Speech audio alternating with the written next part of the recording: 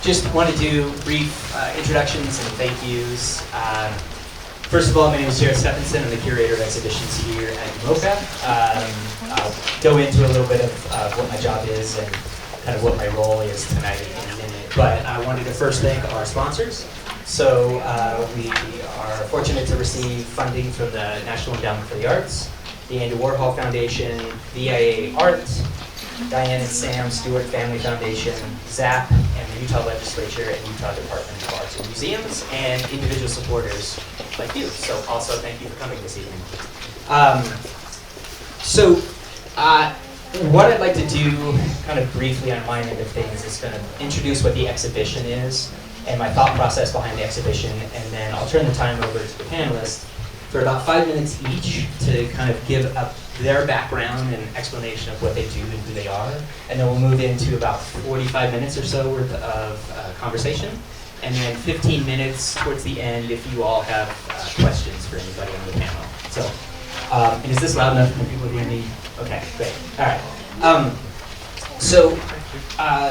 We had a meeting on Monday where they asked me the same question. What's the exhibition about? What was the impetus behind the exhibition? And it goes back to an article that was in the Salt Lake Tribune that talked about population growth. And they said that sort of as they sort of expand out, it looks like in 2060 the population of the state will increase by 66%. If I'm saying that correctly. As a person who's raising kids in the state, I am already concerned and thinking about drought, pollution, all those things that my kids are going to be raised in and be surrounded by. And it got me thinking, like, if that's what our population is going to do and it's going to grow, do we have the resources? What does that look like as we move forward into the future? So that was the starting point for the exhibition. And so a lot of it was built out from that starting point. And what I wanted to do within the exhibition, if you haven't seen it yet, is to start out kind of looking at the history in a way. So there's a painting by Alfred Lambourne that it greets you as you enter into the exhibition. And then you move through the history, you move into the issues caused by climate change. You move into an area that sort of speculates at what things might look like if we don't take action. And then there's a video by Terry Tempest Williams and Eric Overton that is a very direct call to action. And then there's a section that is looking at people who are sort of collaborating with nature in a way to see if there are minor things that people can do at home, whatever you want to call it, that feel manageable and attainable as a sort of a starting point for the conversation that we're going to have tonight. So if you haven't seen the exhibition, if you didn't see it tonight, please come back. I'd love for you to check it out. So you will see some images behind you of the exhibition, kind of mixed in with other images of the lake. So with that, I'm just going to do a very brief hello to each one of the panelists, and then I'll turn the time over to them. So with us tonight, we have Laura Briefer. She's the director of the Salt Lake City Department of Public Utilities. We have Lynn De Frietas, who is the executive director of Friends of Great Salt Lake. We have Darren Parry, former chairman of the Northwestern Band, Shoshone Nation, and visiting professor in Environmental Humanities Department at the University of Utah. And we have Jake Serago, Utah Division of Water Resources hydrologist, who works closely with Billy. So I figure since you're just directly to my left, I'll hand it over to you. So if you want to take a few minutes just to give a little bit of background. Good. All right. I'm Jake Serago. I'm a hydrologist. Water resource engineer. I work in the Division of Water Resources, which is housed in the Department of Natural Resources. The division's goal is to plan, conserve, develop, and protect the water resources of the state. That sometimes those are in conflict, which makes our job very interesting. We also do what the governor and legislature tell us to do. We also can give suggestions to the governor and legislature for what we think would be best to do. Then within the division, there's projects in a planning section where we fund water projects for municipalities or for irrigation companies, and then planning to identify what projects are necessary, what projects would be advantageous, what kind of activities should the state take. And we also have an excellent communications and education and outreach to try to get information out to citizens in the state. I work in the hydrology and modeling section, in which we build models, mostly computer models, which are simplifications of the real world to help us understand what might happen under hypothetical or artificial conditions that we've never seen before. This is to aid in planning and to help us make the best decisions possible. And in that role, I get to work with beautiful people like these on the panel, as well as lots of other water users, water agencies, advocacy groups. So it's extremely educational, to be able to learn all of these fascinating things about state hydrology, how water moves, where it comes from, and what it does. So thanks for inviting me. Thanks, Jake. One of the things that will probably become clear as this panel progresses is that we all know each other pretty well. Right? We serve on a lot of committees. There are so many water committees right now, and I've served on panels together. So I'm Laura Briefer. I'm the director of Salt Lake City Department of Public Utilities. We are a city department of Salt Lake City. And we are very much involved in a portion of the Great Salt Lake Basin watershed, which is the Jordan River, Utah Lake Jordan River part of the watershed hydrologic basin. We are charged with providing drinking water to more than 365,000 people across the Salt Lake Valley. That includes within Salt Lake City, as well as areas like Mill Creek, Holiday, Cottonwood Heights, South Salt Lake, Midvale, and Murray. We also are a sanitary sewer provider as well as a stormwater provider. So we literally touch many aspects of water management in this Great Salt Lake Basin system. I have been involved in environmental work for almost my whole entire 30-year career. I was an environmental consultant, cleaning up hazardous materials sites for the first part of my career. And then actually, by chance, was able to work for one of the smallest cities in the state of Utah, the town of Alta, and was hired by the mayor there because he wanted someone who had some environmental expertise, because they are at the top of one of our most important watersheds in the Wasatch Mountains. So fell in love with local government because you really have this profound sense of public service at the local level, and I love public service. I don't know if I'm a glutton for punishment because of that, but I love it. And I've been working with Salt Lake City for almost 16 years. I've been the director of the Public Utilities Department for the last 8 years.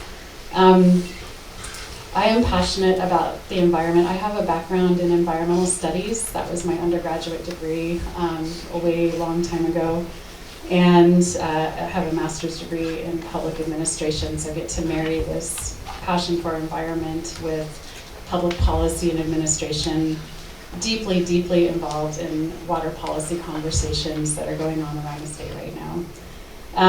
With respect to other ways in which my organization touches the Great Salt Lake in particular, we have a priority on initiatives like water conservation initiatives. We have made a pledge to donate water to Great Salt Lake, 35 million gallons per day.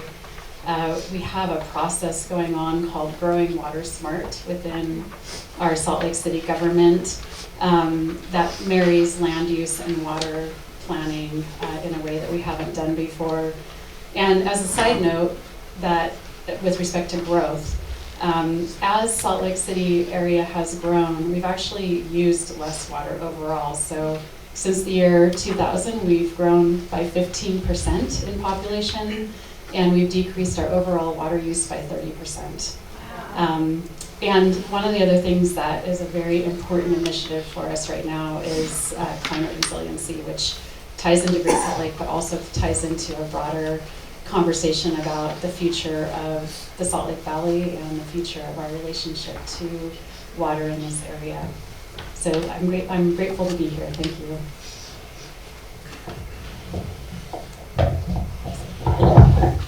Well, thank you for having us, and thank you for giving, I guess, Indigenous people a voice.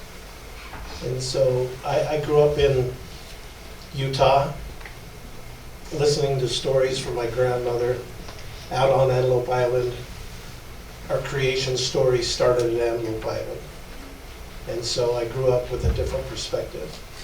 And I live in Cache Valley today. Teach at the University of Utah. I'm very blessed to do that. I've always been an advocate for the lake, but it really got serious a couple of years ago when the University of Utah asked me to give a lecture on healing the Bear River and healing the Great Salt Lake. We had just done, when I was chairman in 2018, we purchased all of the Bear River Massacre site near Preston, Idaho. The very next day I went to Utah State University and asked them, I said, before we can tell the story of the people, we need to repair the land. We need to make sure that we've healed the land before we can tell the people's story. And we started a journey in 2018 to restore the Bear River Massacre site, taking out Russian olives, 500,000 of them.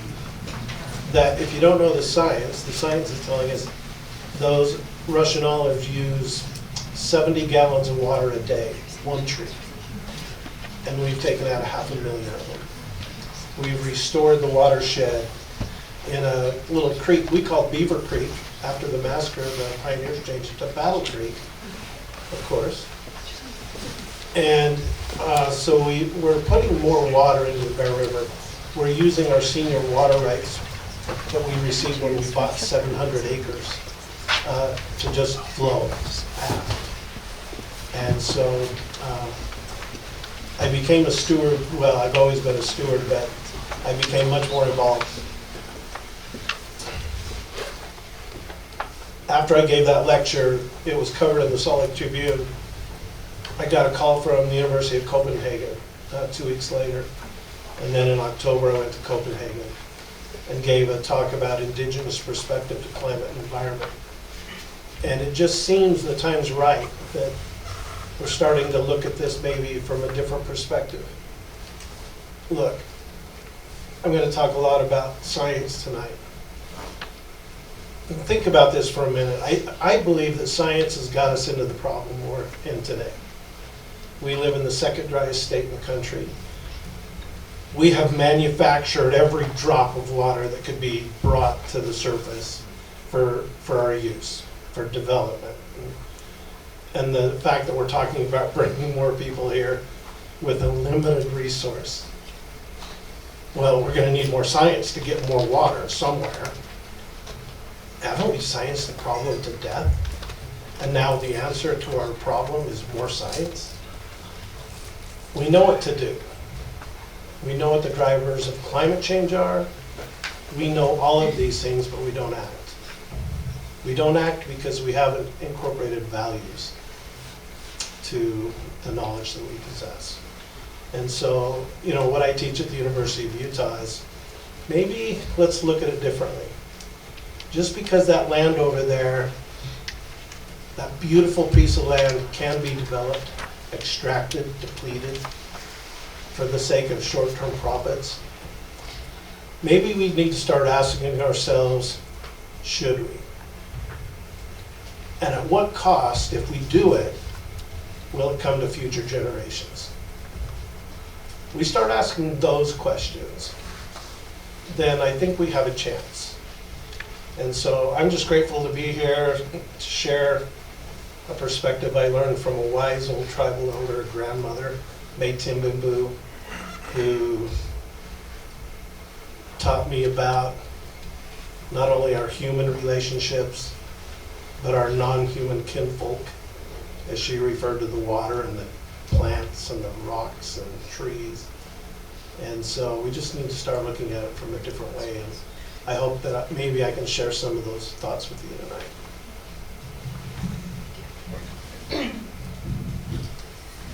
Good evening. Am I still on? Yes. I'm Lynn De Frietas, and I'm the Executive Director of Friends of Great Salt Lake. Most of you, I see, have a copy of the newsletter, so you can see what our mission is, and you can read about our programs. But we were founded in 1994. Our mission is to preserve and protect the Great Salt Lake ecosystem by raising public awareness and appreciation through our programs: education, research, advocacy, and the arts. And although the organization was founded in 1994, well, we'll be 30 this coming October, so I hope you'll come and help us celebrate 30 years of working on behalf of Great Salt Lake. Kind of a time when we were founded that Great Salt Lake was a relative afterthought in many regards, other than resource extraction and development on and around this hemispherically significant ecosystem. So with the opportunity of a growing population living along its shores, there's nowhere to go but out and up with education, outreach, and advocacy to engage and involve all of us in fulfilling our stewardship responsibility for this hemispherically significant ecosystem. Hemispherically significant to, more than 10 million migratory birds, 338 different species. It belongs to the planet, belongs to the hemisphere, belongs to the migratory birds, and it's in our backyard. And the responsibility and our sense of place depends on that. So it's a pleasure to be here this evening. When Friends was founded, we were invited to the Mono Lake Committee conference back in early 1994, and they, as you know, worked to basically bring a public trust lawsuit against Los Angeles Electric and Water, and because that system was being drained dry, and it reduced the capacity by 50%, increased the salinity concentrations by about that much, and it was a lake on its way out. And so they prevailed with a Supreme Court decision, and even today there's work to achieve a settlement of an elevation for that system. And today, as we grow, thinking about the water depletion, uphill diversions, climate change, and a growing population, there's a lot of work to be done. And so it's heartening to have you all here, and we all have a way to make the future of Great Salt Lake sustainable. So thank you.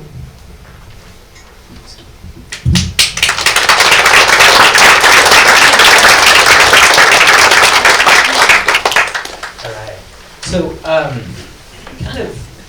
we had a conversation on Monday, and we talked about the lake itself being this really obvious indicator of things that are happening around us. And so that's why we centered the exhibition on the lake. People know it. It's conversations are happening right now. And one of the artists in the exhibition, Alicia Anderson, has a really beautiful and poetic video that describes the lake and its formation. And I was wondering, are you Alicia? Oh, sorry. I haven't met her, so I wasn't sure if I just got the raise. That was her, sorry. She is famous. Yeah. Sorry about that. But I was wondering if one of you could talk about what makes Great Salt Lake so unique. Like, what is it that makes it what it is, and what is it that allows it to support the ecosystem? So I'll kind of throw that out there. Yeah.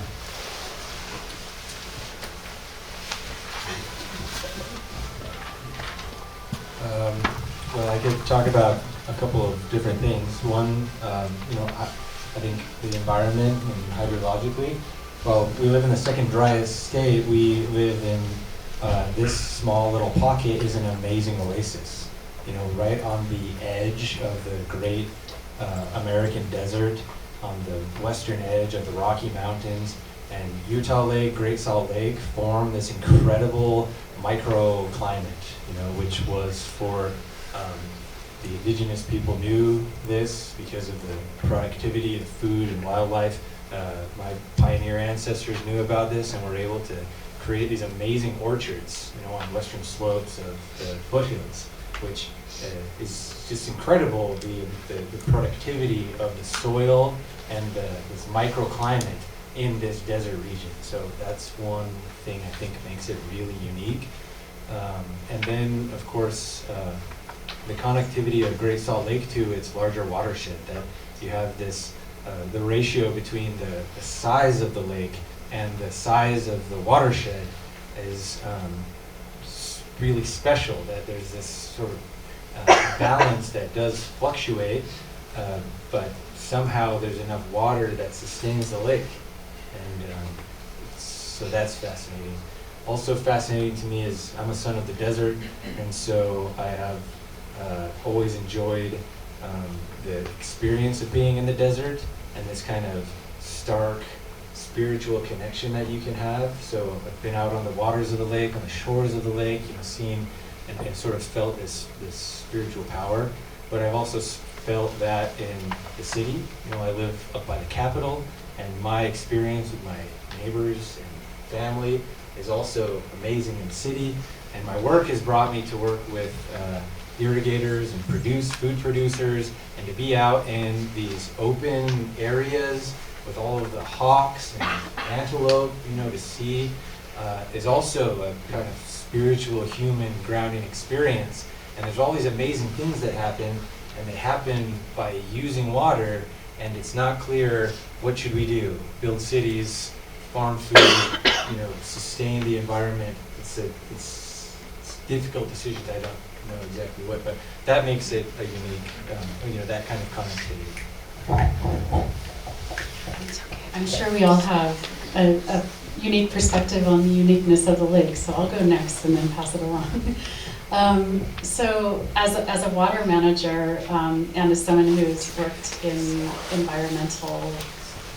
environmental field for such a long time, when I moved to Utah from California 21 years ago, and started my career in the water management sector, I remember working with stakeholders along the Wasatch Front primarily, who would say, oh, we have to divert every drop of water because anything that goes to Great Salt Lake is wasted. And the environmental side of me is like, that's not right. It's an ecosystem.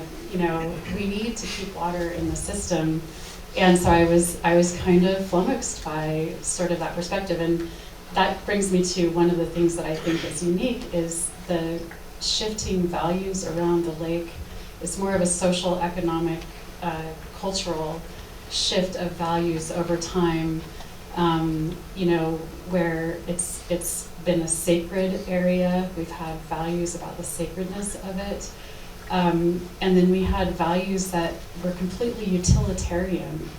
And it feels like we're starting to circle back now to values around the lake that are much more encompassing and much more inclusive around the intrinsic value of this water body, and by extension, the water bodies that feed it, and also our connection, how the water feeds us, and what we consume and what we bring back to the environment. So in my 20 years of working here, which is a blip on the radar of the history of our cultural connection to the lake, I feel like we've already seen seismic changes.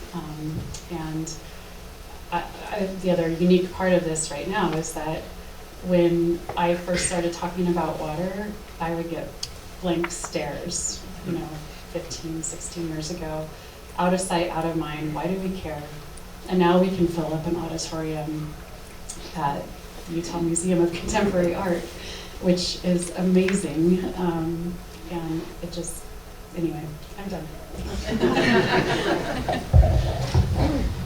I'll just take a second, but the youth at Standing Rock 10 years ago taught me a phrase, and it's "me with Joni," which means water is life.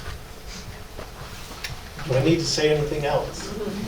Water is life, and so when you look at it that way, and I think about our creation story starting it with the water. My grandmother always called her she. The Great Salt Lake was a she. And she taught me to respect the water. We have the greatest snow on earth because of her. We have so many beautiful things in our life because of her. And so knowing that water is life and everything that we do depends on her has taught me just a great deal. And the other thing I want you to remember is all things are connected. Everything's connected. You can't destroy her and not expect it to affect anything else. The health of the people will always parallel the health of that watershed.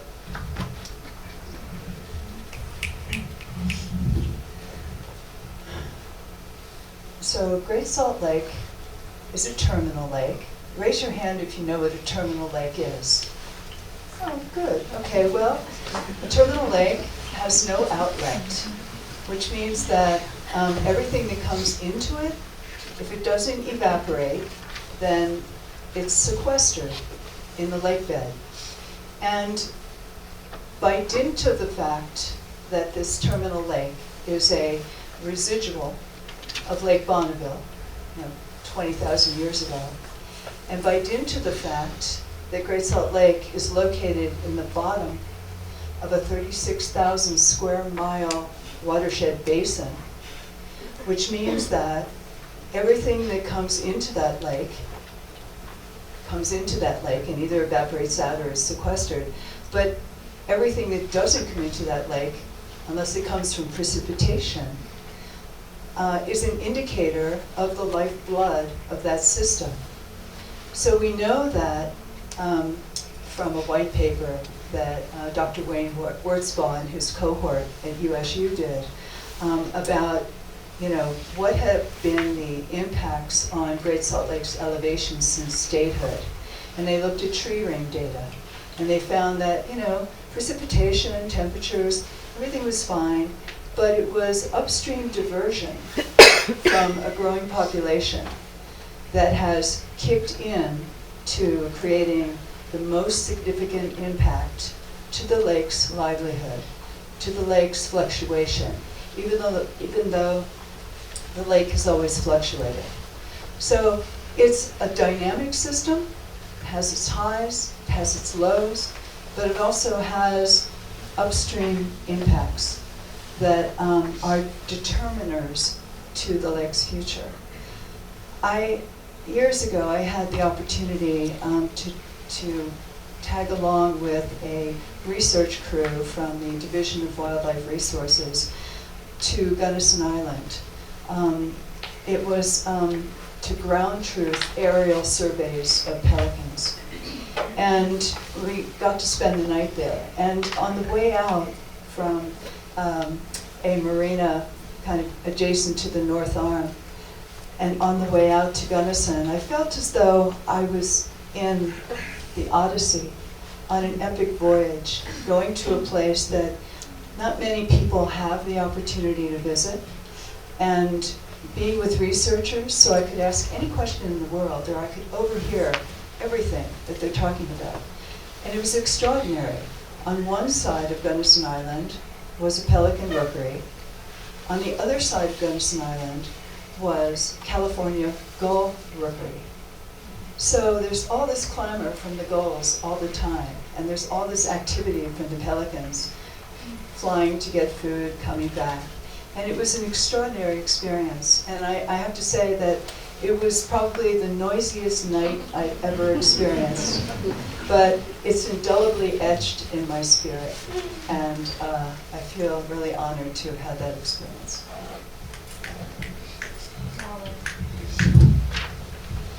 So, Jake, you kind of mentioned when you were talking about sort of what the ecosystem is, or what the microclimate is surrounding the lake and in the Salt Lake Valley, and sort of the positives that came from that. But what are there issues that come from its location from within that microclimate that are affecting the lake now more than before, or what are your thoughts on that?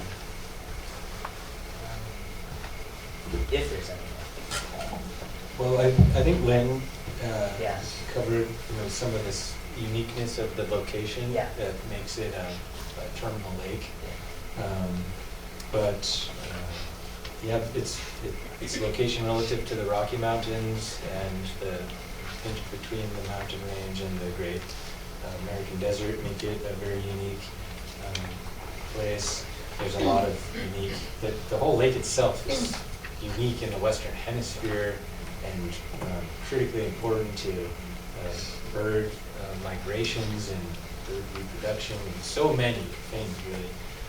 And then we have all these sister lakes in the basin. Bear Lake, which is the Caribbean and Rockies, they call it. It's amazing, amazing water body. And then as well as Utah Lake, also spectacular and sustains an amazing ecosystem. So but I would say, especially in the last 150 years, the aspect of the location that is somewhat precarious is being next to world-class ski resorts and outdoor recreation and attracting this large body of really being attractive to people who want to live here. So I guess along with that, and maybe going back to some of the what Darren was saying, I was wondering, Darren, if you could maybe talk a little bit more about what care and stewardship looks like for Indigenous peoples and how you see those ideas or those practices being incorporated or being finally talked about, or yeah. Well, thank you. Just imagine this traditional ecological knowledge that has existed for thousands of years. I mean, that lake has been there a long, long time, maybe a remnant of the whole Lake Bonneville. And so we have oral histories and stories of that ecological knowledge that existed, and people lived in harmony with that watershed for thousands of years. I grew up in Syracuse, back when there was one stop sign and one church, and you have to drive through Syracuse though to get to Antelope Island. And as I do it today, it's a different deal. But I remember going there my whole life, as soon as I could remember. My grandmother would take me out there and harvest plants that were used as food or medicine. And not only would she harvest these plants, but she would sing the songs of the plants. And then before we left the island, she would sing a healing song. And so I grew up with this ecological knowledge of what plants I could harvest for certain illnesses, but what plants we could harvest for food. I listened to her tell stories, the rocks that are there, and the beautiful things that are growing in the lake as our non-human kinfolk. Well, that to me taught me that my relationship to nature needed to be treated as I would treat a relative. Kinfolk is relative to me. And so from an early age I was taught that those things have value. We're not over them in any means, but we have a stewardship towards them. And so she taught me that things are connected. You can't take this without it affecting that. And so I look at the Great Salt Lake as the heart of Utah, the heart and soul of everything that we do. And so when we do a project at the Bear River to put more water into the lake, we're trying to heal her. I did an NPR interview with Bonnie Baxter out at the lake, and the two of us, I sat and listened to Bonnie explain to this NPR interviewer how this bay used to be empty, but there's water in it today because of the great amount of moisture we've received. And she said she will heal herself if we let her. And she talked about things that are coming back, and I just thought, this is such a beautiful way to look at this. Let's let her heal herself by doing the things that we can do and the things that we can control. But just growing up, knowing that our people came from there, growing up and hearing songs and stories about how important the plants were, is why it's such an important part for me to care for her and to make sure we're stewards. People think that Native Americans feel like they own the land. I don't ever feel like we own the land. I think we were given stewardship over the land. And that's a distinction that's not understood today. But I remember before we ever left the island, my grandmother would sing this song. I can't believe I'm singing this song. But she would say, hey, hey, Anna, hey, ya, hey, ya, hey, hey, Anna, hey, ya. Hey, hey, Anna, hey, ya, hey, ya, hey, hey, Anna, hey, ya. She talked about the healing qualities. That might be the only time I ever do that, ever. But she talked about the healing properties in the water, and our people used it for those purposes too. And so it's just something that we can't afford not to do everything in our power to make sure that she's healthy. Yeah. Thank you. I wanted to just add something, as we've been, all of us working together along with a lot of other stakeholders and interested parties throughout, this healing process. One of the things that has come up kind of recently has been this effort and initiative to connect our indigenous communities and values with our urban communities and values. And I know Darren you're a very good friend of Mayor Mendenhall.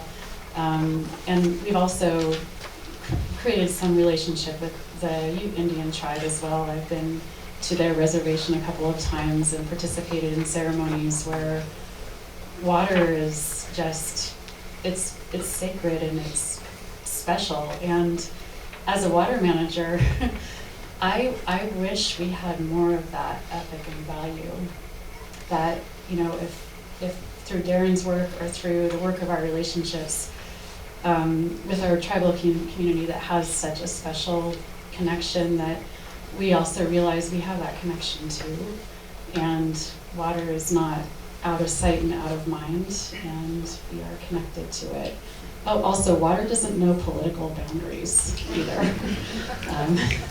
So a watershed, it used to drive me a little bit nuts that our political boundaries would divide up a watershed. I thought about it in terms of a watershed, not in terms of. There's no political parties either. There are. It's a bipartisan issue.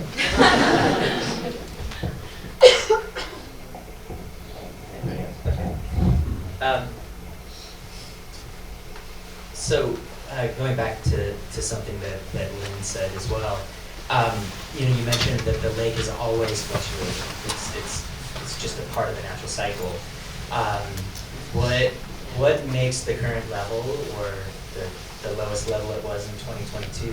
So serious, like, why is it such an issue now if it hadn't been in the past? Why are we just now talking about it in these terms of a crisis if it's something that people are thinking about? Because we're just now talking about it as a crisis. That's the problem. But given the fact that we do know that climate change has been something that many of us have been talking about, not just recently, but seeing the effects of what that means, how that translates into soil moisture, snowpack, river capacity, streams, and what falls from the sky into the lake. So the temperatures, the fluctuation in water availability, we know that that is a trend that we have to be prepared to work with. And as I think about other saline systems around the world, we've learned so much from the mistakes that they have made in their mismanagement, in their assumptions, in their demise of important ecosystems, just like Great Salt Lake. So we have a lot of, we have some giant steps that we can take advantage of. And knowing that, we hit a new record low back in 2022 in October of 41.885, that did get a lot of attention. And then following, we had that record water snow year that I'm not sure to some extent if it didn't, temper people's zeal to pay more attention to the continuing commitment to our stewardship responsibility as a public trust resource that belongs to the people of Utah, that is expected to be managed by the Division of Forestry, Fire, and State Lands in the Department of Natural Resources, managed in perpetuity. So that obligation is there. It's in the Utah Constitution. And the expectation that we should all have is that it will be managed in perpetuity. And that doesn't, ecologically, that shouldn't mean just a shadow of its former self, even though it has expressed a sense of decline. Back in 1963, there was a historic low of 41.91 feet above sea level. But then in 86, 87, we had those record high, that super El Nino, and that record high of 42.11, whatever, 42.12. So it's here, it's with us, it's calling to us, and we have tools that we can work with to determine that sustainability. And Laura, this one wasn't one of our questions off the page here, but I think you can answer it. You said a statistic that water usage has actually gone down, and we all sort of gasped at that. And do you have, what do you think factored into that? How did that change happen, or that reduction happen? Well, one thing I'll say is the change in behavior around water is really at the very individual level. So this reduction in water use happened because our practices and behaviors changed. Now, why has that changed over time? One way it's changed is just a lot more public engagement and a lot of effort in terms of trying to communicate the reasons why it's important to conserve water. And in the past, a lot of that effort was really focused on, let's conserve water so we can grow. Because that's, water conservation is our next best source of water. And in some respects, there's still some truth to that. But I also think, and just when I talk to constituents around our community, the communities that we serve, the ethic has now changed. Let's conserve water because we shouldn't have the hubris to think we're the only people only kinfolk that benefit. And we need to preserve it for Great Salt Lake. We need to preserve it. The Jordan River is impaired for water quality, for E. coli, and for other reasons, and more water would help solve that. There are times when Emigration Creek and Red Butte Creek go dry because of diversions, and you see fish trying to find a place to navigate to. That's disturbing to people. And I think those types of things are also really contributing to a lot of conservation. Over the last 3 years, after that New York Times article came out about the nuclear environmental disaster, whatever that title was, shocking title, we saw water conservation at unprecedented levels. When California was in a significant drought, we saw conservation at unprecedented levels. So community awareness and a changing value towards water, I think, accounts for that. Yeah. So yeah, Salt Lake City's done an amazing job. It's great to learn from Salt Lake and work with Salt Lake. I wanted to address a little bit of the question of the fluctuating lake level, and to just from the perspective of water resource engineer, that I don't know if it's all humans, but most humans I know don't handle fluctuations well. We don't like that. We want stability and predictability. Even light. We don't want, when it gets dark, when the sun goes down, we're not comfortable just living in the darkness. We want control over that. We want to be able to keep it daylight as long as we can. And so, historically, that's what we have done with water as well. We don't like the perspective of running out of water. We don't like the notion that we might have less water in the late summers, or that the creeks are frozen and we don't have that water. So I think that there's an aspect to being comfortable with what nature gives us, and trying to find that balance between what are we willing to be, what kind of discomforts or uncertainties are we willing to embrace as a society, so that we can live within these natural fluctuations, which sometimes provide very undesirable human living conditions.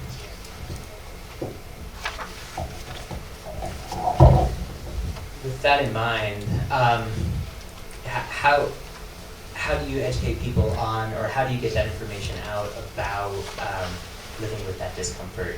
Like, are there actions that people can take to maybe mitigate that discomfort a little bit? Are do those then play into conservation kind of in the long term? Do you want to answer that? Turn the lights out. This is maybe a sidebar to your question, but never let a good disaster go to waste. We've had a lot of opportunities to point to these uncertainties and say, this is the reason why it's important for us to change our behavior. And I think that's been a strong message. So I guess disasters or near disasters can be positive.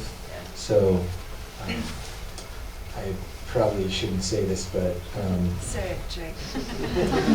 my boss has worked at at my office, the Division of Water Resources, for almost 40 years, and he knows he's one of the top 5 experts on Great Salt Lake. So you get to learn a lot from him. And when I first started working with him, we were sort of praying for a drought, because we knew that would bring attention. And then the drought came, and we're not exceptionally righteous, so I don't think it came because of us. But the drought came, and we got this flood of attention, legislative attention, and then we were actually praying for like an extremely wet period to come in because there was so much attention, not enough investment in like agencies and groups that can actually take. If you give us several $1 million, like money doesn't just translate into water. Like people have to, you have to have human beings to think about how can we utilize this money in an effective way. How can we, develop our communications and get this message out? But so these recent events, one of the best things about it though is that it has brought this attention, and so now people want to work with us, and we're able to really work with so many groups who are interested in coming together and trying to find solutions. And we have more communication tools than ever, and trying to figure out how do we get this message out effectively, to share with people and get insights. So there's a lot happening. It's very exciting, but it's also it's not very easy to handle all of that attention, money, directives to do things in such a short time. What are you praying for this year?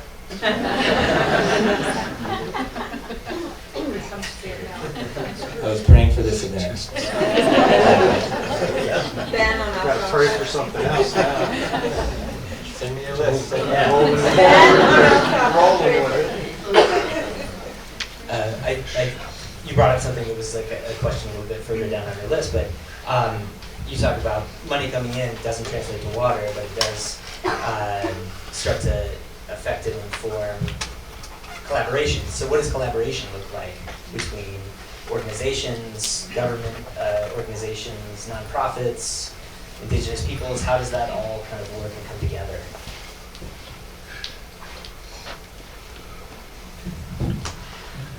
So collaboration, by dint of what you would expect it to mean, is the fact that we have to work effectively together. We have to communicate and work in earnest to forge solutions. The money thing, it's really interesting, Jake, because during the legislative session, and you think of, okay, $200 million plus, 19 being appropriated for agriculture optimization, because agriculture, by historic presence, except for indigenous peoples at the time, but farmers and ranchers, when they came into the valley and the prior appropriation water law was established, first in right, first in time, agriculture got a lot of water. So Unless you were Native American. unless you First in time, first in right. Exactly, right. So there's the irony there, and it's like so hypocritical, but nonetheless. So ag optimization, there's a lot of money going into that with the intention of, working the land more effectively, freeing up water so that it could be available for in-stream flow to get to Great Salt Lake.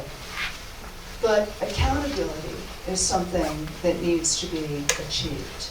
And even though money has been put into the mechanics and technology of improving ag optimization, water use, there still needs to be a sense of verification of how much water is being depleted, where's that water going, is it getting to Great Salt Lake, or where does it go? So there's money being appropriated for those kinds of measures in the Division of Water Rights. So the State Engineer's Office, I said the other day, the State Engineer's Office has really gone through a significant growth spurt, because historically there was just kind of like, well, first in right, first in time, prior appropriation, Great Salt Lake, what? And now it's like accountability, conservation, the lake is in the picture, and so it's very exciting, but it's complicated. And it does take time, so it doesn't happen as quickly as you would like. Your turn. I've got all kinds of things to say. No, I don't. We're storytellers though, so let me tell you what I want to say through a story. Just over 100 years ago, 7 men met behind closed doors at Bishop's Lodge, New Mexico in Santa Fe to form the Colorado River Compact. They represented the 7 states that use the Colorado River Basin. They were chaired by a man named Herbert Hoover. After a week, they adjourned and felt good about how they divided up the water of the Colorado. Never mind that they gave away twice as much water that was actually there. But let me ask you a question. Who wasn't there? The 30 federally recognized tribes that had used the Colorado River Basin for time immemorial. Well, let me ask you another question. What if they had been there? What if we would have started injecting values, indigenous values over stewardship, into our decision-making 100 years ago? Would we be in the same predicament that we're in today? I think we all know the answer to that. So when I said earlier that this isn't really a science problem, it's a values problem. All the science in the world won't make up for our selfish behaviors. And that's what's got us here, is these selfish behaviors. And just one other thing before I be quiet for a minute. I gave a talk recently and I quoted a famous scientist who said that, I thought the top environmental problems today were biodiversity loss, ecosystem collapse, and climate change. He went on to say that he thought that within 30 good years of science, we could solve those issues. But he said I was wrong. The top environmental problems today are selfishness, apathy, and greed. And to solve those problems, we need a spiritual and a cultural transformation. And we scientists don't know how to do that. So, look, we need science. We need all hands on deck. I have been begging those in charge to give the indigenous people a seat at the table, to give them a voice. And we still don't have a seat at the table. But when you assume that scientific knowledge is superior to indigenous wisdom, I think you make collaboration impossible. And I think that's what's going to be needed going forward, is that kind of collaboration.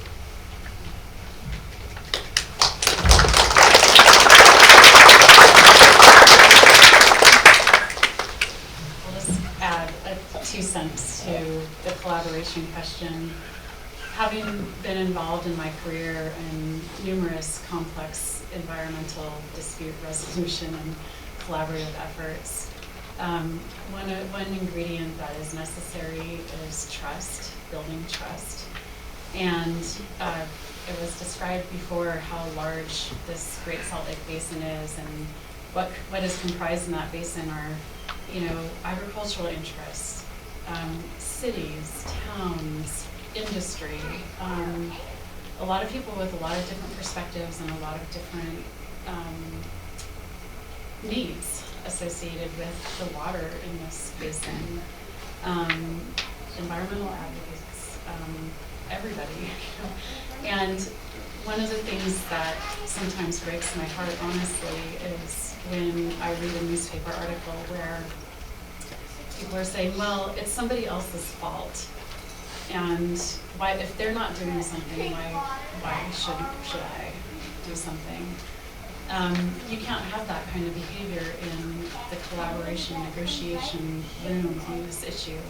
It's a collective problem. It's a collective solution. We have to be working in good faith with each other, and we have to be authentic, and we have to truly talk about what our interests are in order to get to what we actually need to do. And there is a process underway, the Great Salt Lake Basin Integrated Plan process, in which I think all of us are part of. And we're starting to see, even in that process, where some of it is a data process. We need more data, and negotiating and collaborating on what data is important. And we have to be honest with each other in order to actually get the information that we need to make the decisions that are, and they're going to be hard decisions too. So.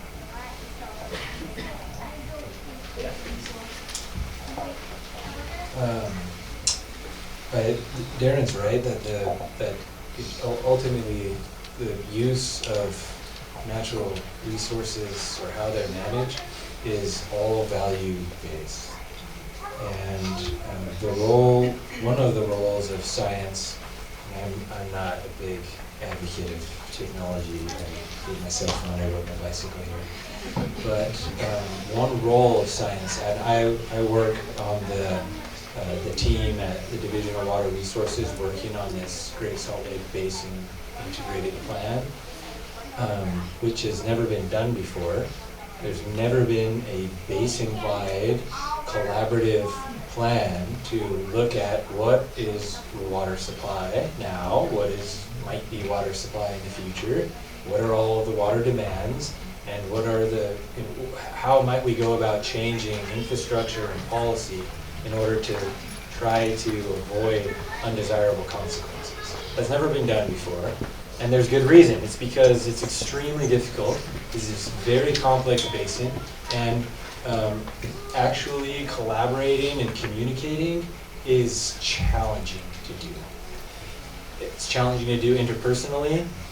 It's even more hard to do with multiple different governments, multiple different water providers, multiple different water users, all with different values. But going back to the value that this kind of planning approach has at one of the foundations is building a model. We're all model builders, in fact, but I build computer models to help represent the natural and human world. And reason that can be valuable is so that it can help dispel all of the, it can help show the objective nature of aspects of water management, so that we can actually have the productive discussions about values rather than about discussing or debating facts. And so that's one objective of developing this plan, is so hopefully you can establish a factual basis so that we can all understand what the story is and be able to discuss the values for really who we want to be as a people of the basin. What do we want to, where do we want to go in the future? Those aren't decisions, I don't decide on this. It's a social, democratic, governmental process, but we just don't want people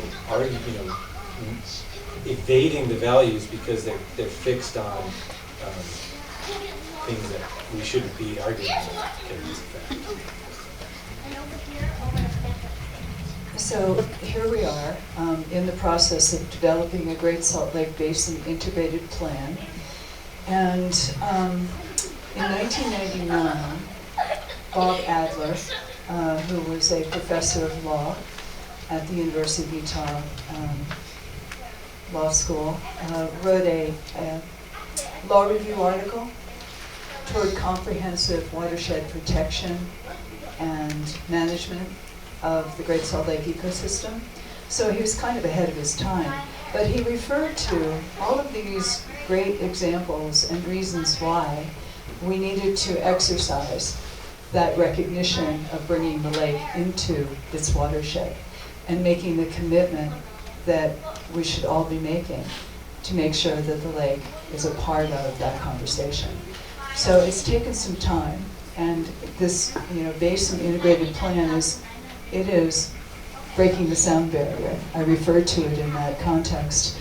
And there is a lot that needs to go into it to make it accepted, which is the big problem. half of the room's going to agree with me here. You youngsters aren't going to know what I'm talking about. Can anybody remember a commercial where there was America had a littering problem? Oh, yes. See, we know what I have to explain. The younger ones are going, what the hell is he talking about? But they had a littering problem, and it shows this car screaming down the road on a road like, out in the middle of nowhere, Bears Ears area. And the family's eating fast food, and all of a sudden, kids just chuck it out the window. And it just happens to fall at the feet of a tribal elder that's standing there. And it lands at his feet, and he looks down and looks back up. And he didn't say one word, but he had a tear going down his cheek. So I read an article where it said that there was 60% less polluting in America because of that commercial. That didn't say one word, but it spoke to us here. We want to affect change. Let's make a commercial. I'd be willing to stand on the sand, like looking at the water way out there. But those values, that's what I'm talking about. We want to affect change. We want to change things, immediately. Let's start touching people here, and I think then we have a shot. Okay, I'm going to save my last question until we've got questions from the audience. So if anybody has a question they'd like to ask, go ahead and raise your hand. Tiana? Hi. Thank you so much. This has been great. Kind of going off of this commercial idea, I've been sitting here thinking about communication, because we're talking about communicating a crisis, communicating change, storytelling. And we're sitting in an art museum, so we're seeing creative communication. Holding this, so we have literary communication. I'm curious, from your perspectives, what communication strategies or storytelling things have you done where you've seen that kind of aha moment, or numbers come in where you see change, or looking to the future, what are ways of communicating these things that we can implement so that things do change, either politically, socially, economically, to the heart, etc. Friends of Great Salt Lake has a 4th grade program, Lakeside Learning Field Trip. And we've been doing this since, around 2002. And we invite the 5 counties around the lake to participate in this, for many students, a first-time experience of having the opportunity to walk into the water of the lake, to put a cup down into the water and hold it up and see brine shrimp, to observe brine flies and birds that love to gobble them up. It is a profound experience for these 4th graders, and they are the future. And so we want to make sure that they understand that the myth of stinky, buggy, salty, Dead Sea is no longer.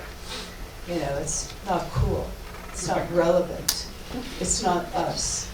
And so we can't even keep up with the demand of 4th grade teachers wanting to book a Lakeside Learning Field Trip, and that's very heartening.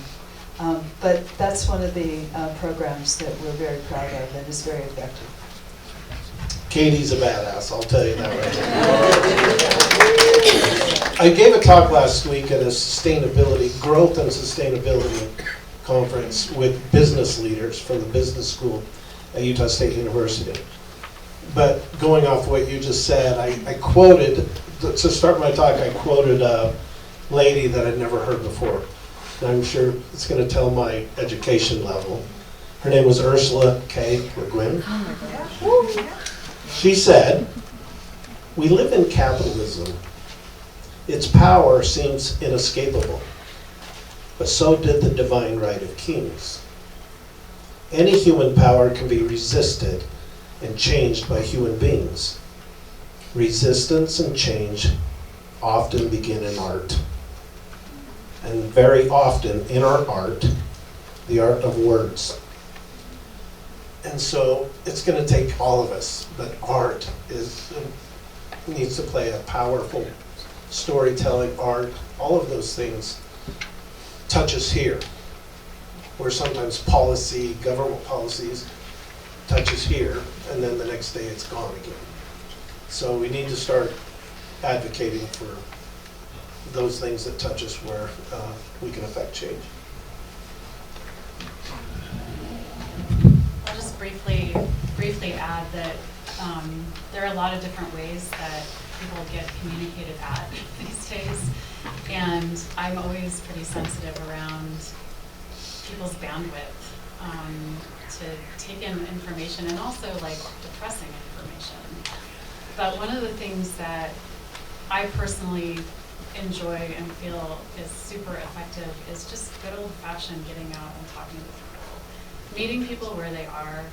I love, if I had all the energy in the world, I go to every single community council meeting every week and just sit and listen and talk and understand where people's heads are around this, and answer questions. I mean, to me, that's been the most. We have Twitter feeds, we have, I don't know, everything in ways to reach people, but we don't ever really get the feedback if what we're doing is, from a government agency perspective, what we're doing is effective, or what is effective in what we're doing.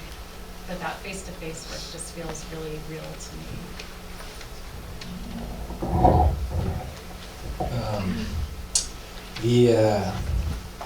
The littering advertisement, that was impactful, but it was also simple. So I mean, everybody can agree you don't want to see garbage around, and it's also like you're trying to get someone to not do something rather than to do something. So I think that simple act can touch the heart and instill action. Obviously, in my world, when I think I understand something and I know something, by learning, by talking with other people, I figure out that I don't have such a good grasp on it, and it becomes much more complex, much more gray.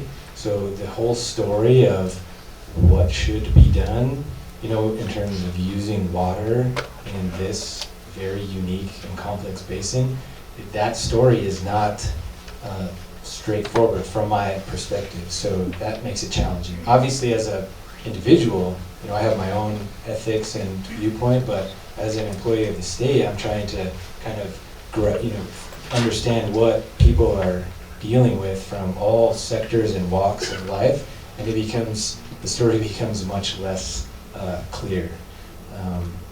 But working at the Department of Natural Resources, I would say, just agreeing with Laura, my interaction with my colleagues who work with wildlife, work with vegetation management, with managing state lands, all of the people who I interact with is incredibly inspiring.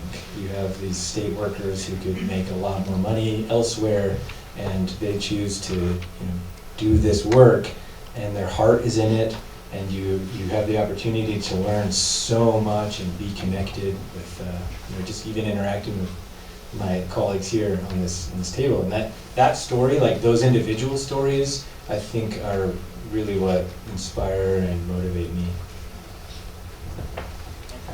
Yeah. I was just wondering how urgent this conversation is.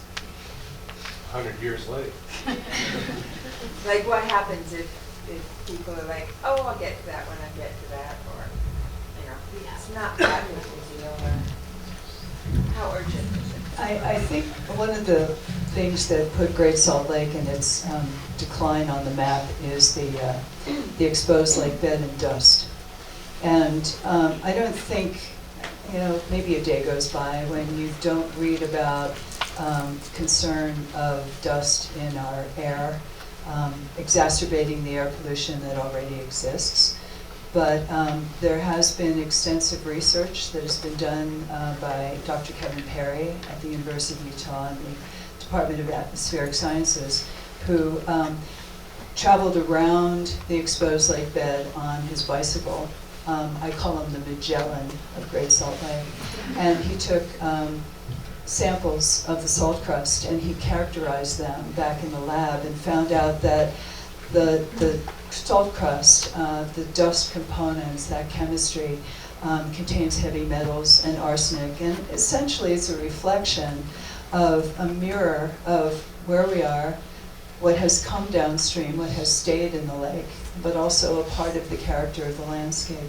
So I think there is a growing concern on behalf of the public of, gosh, should I move to Salt Lake City? Should I leave Salt Lake City? I've had people call me or send emails saying, you know, my husband has been offered a job, should we come? And I said, I can't tell you what to do. But there are issues, and you know, we're working on that. But dust and impacts to human health, we know from other systems around the world that have been desiccated that that has been the significant outcome of what happens when you dry up a saline system. So we don't want to go there.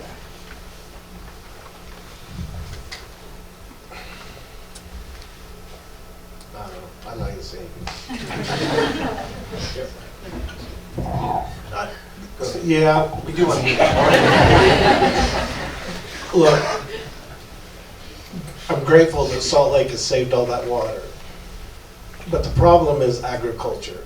And I know that's the low-lying fruit, but they're the biggest users. I live in Avon, south end of Cache Valley. Farms, as far as you can see, alfalfa farms. And it's one thing if they're growing the alfalfa to feed their cattle that feed us, but they all sell it to China, which makes it a whole nother problem for me then.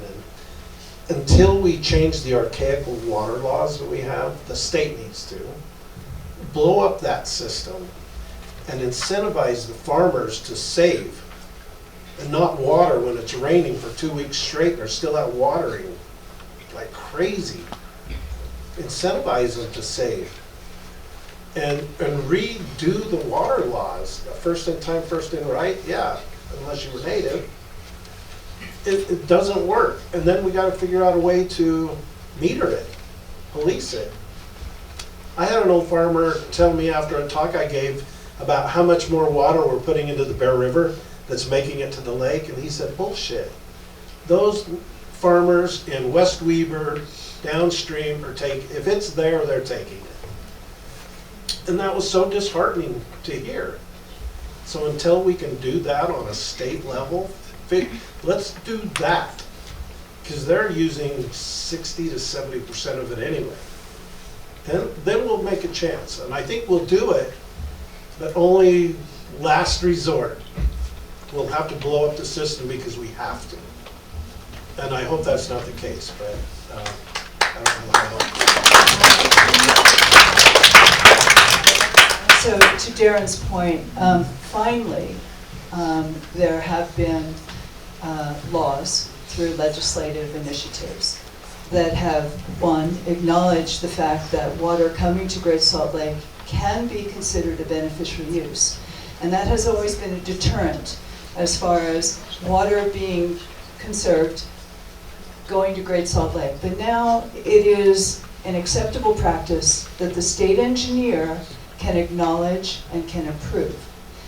The other thing too is that, with all due respects to the lion's share of water holders, agriculture, yes, there are many ways that we can improve that practice. Agriculture is open space, it is recharge to the aquifer, and it is habitat for white-faced ibises, sandhill cranes, many others that rely on that. So it's an upland habitat that needs improved practice. And yes, it's called virtual water when we grow alfalfa and we send it to China or Asia. It's problematic. And there has to be a way to create a disincentive, but enable agriculture to still be a part of an additional solution of not being, buy and dry. Because we know from experiences in Colorado and around the West, when those kinds of tools have been implemented, it's kind of been ironically disappointing and problematic. So we have to create incentives to reduce water use, but let's not wipe out ag. Let's keep them a part of the conversation because they are a part of the solution. And I think many farmers have been feeling being finger pointed, and it doesn't help. It doesn't bring them to the table to help find the solutions that we need. Yeah, so these are great points, but the majority of hay and alfalfa that's grown in Utah isn't exported to China, although it can be exported out of Utah, mostly to neighboring states. But exactly what Lynn said, and what Darren said before, that everything is connected. I saw a statement out here that said everything is collective. So recognizing we're all connected, and that our food has to come from somewhere, and that food and energy and water are closely linked together. And that I think it's a real loss to us when arable land is covered with asphalt and concrete cement, because that concretes that use. Whereas if it's open land, there's potential. It could become anything. And if it's possible, we can change the mechanisms so that perhaps we grow less alfalfa and more cherries, peaches, apples, onions, and vegetables. I think we would all think that's a good trade with water, to have a secure local food supply. But it's complicated. But the question about the crisis is one. This is not like it's not like an environmental disaster like a forest fire, where if we have if we get all the firefighters, all the resources and helicopters, we'll be able to extinguish the fire. It's a long term. Where we are now is a result of decades, a century of infrastructure, policy, and water use, and so there's no quick way out of this. It's going to require patience, but the kind of the crisis and motivating aspect is putting us in the right direction. So it's like the analogy of the train track or the aircraft, that you have to be oriented and going in the right direction, and then with time you can get to where you want to go. So it's very critical that we adjust our direction, but then it's about persistence and patience, and making sure that we continue that course. And relentlessness. We have to be relentless. We've got one more in the orange Nice. coat. Yeah. Do you think that farmers are involved in this conversation? Like, have you guys been on panels like this with farmers? Have there been involved? Because we're talking about ag being the biggest water user, and that's the one person who's not here right now. Yeah, and will you be having other panels? Yeah, we're still putting them together, but Okay, yes. that's a great suggestion. Yes, it is. Yeah. And yes, the agricultural community has been very involved in these conversations. And when I talked earlier about the need for trust and authenticity in these collaborative efforts, I was actually thinking about, this long-standing potential divisiveness, existing divisiveness, around agricultural versus urban uses, and we need to take the versus out, and we need to be respectful of,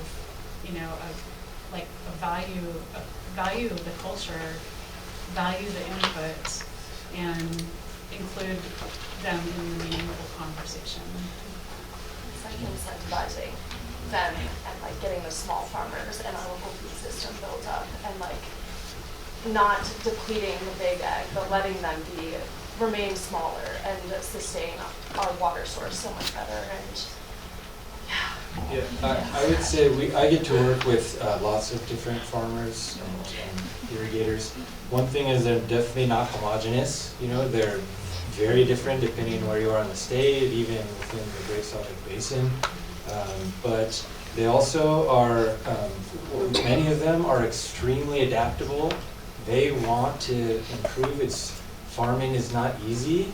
Farmers are typically not wealthy, cash wealthy, and so they, you know, their margins are, it's very hard to adapt to make changes in their life, but they're willing, many are willing to do that, and so I think that's a really great thing. Also, if you were to consider Great Salt Lake a water user, Great Salt Lake is actually the largest water user. So. And we do. They're a large water customer.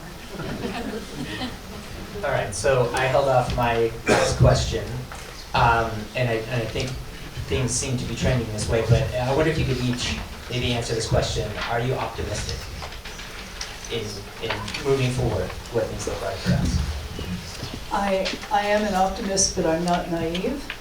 And so I'm optimistic because I am working to find the right solutions, to make the change that's necessary to sustain our system. So that keeps me optimistic. And talking to people, helping to educate, but also being a good listener. So I can, you know, we can be a part of the solution.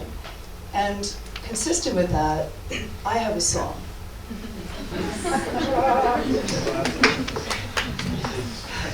My Great Salt Lake, I love to sing sweet songs of thee. Pelicans and brine shrimp, microbialites and avocets, join in harmony. My Great Salt Lake, I'll sing her praise forevermore. I want to live and die in Salt Lake City, on the Great Salt Lake shore. Thank you.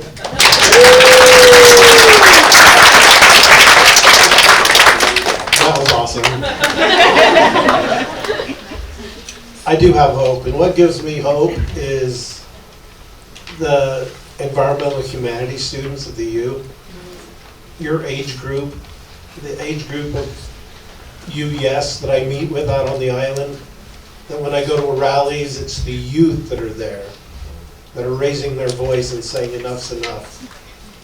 When the Iroquois said that they didn't make any decisions without considering what effect that decision would have on 7 generations ahead. I mean, think about the implications for our future if our leaders governed that way. Thinking about what effect this decision will have on the future generations. Well, I applaud you, youth, and Katie, and educating our kids, because our kids are going to make it happen. And that's what gives me hope more than anything else. This is going to be a youth movement, just like it was 10 years ago at Standing Rock. They were the ones that turned the tide. And then you are the ones that are going to turn the tide here. I don't have a song. I'm feeling really insecure about that. No, I am also very, very optimistic. And the reason, there are many reasons why, but one of them is when I first started as a water manager, no one was talking water. Any state legislative session that included a bill on water was an anomaly, really. And now look at us. We are all talking water. It is the front page usually on some newspaper locally and in the West, around the West. We've had more water policy changes in the last 5 years that were real changes to water policy. And that just, to me, speaks to this willingness, and we are at a moment when we have a group of people who are committed to working on this and spending hundreds of hours on this. And so I think we have this opportunity right now. We have commitment, and we have the community's attention. We have the attention of policymakers. have to go last. With a song. I don't have a song either, but I was reading something from James Baldwin, and he said, I cannot be a pessimist because I'm alive. And I think that the fact that life has happened, that we're here experiencing this, is like, I think goodness will win. And apart from that, I think it's grounded in my experience. I don't think anyone who works at the Department of Natural Resources or in our community is pessimistic in any way about this situation.